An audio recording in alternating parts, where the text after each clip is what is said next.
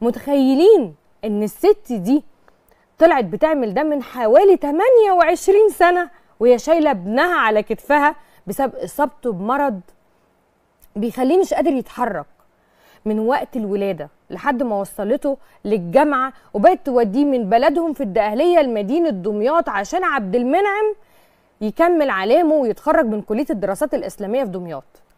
أنا حبيت النهاردة أقول للست زينب أنتِ الأقوى، وطبعا برحب بيها معايا النهاردة في برنامجنا أنتِ الأقوى. ست زينب أهلا بيكي معايا.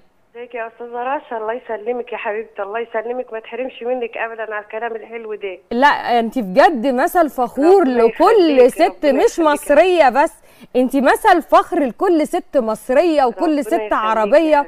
فانا حبيت النهارده اقول لك انت الاقوى. قولي لي بقى في البدايه كده حاجه زينب، هو عبد المنعم في سنه كام؟ يعني في الفرقه كام في الكليه؟ رابعه كليه، رابعه شريعه كليه دمياط.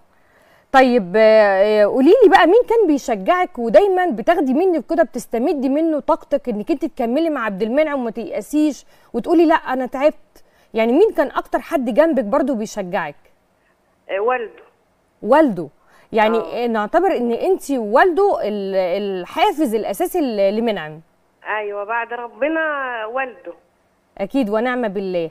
احكي لي بقى انت ازاي مريتي بالتجربه الصعبه دي وازاي بقى عندك عزيمه انك انت تكملي معاه؟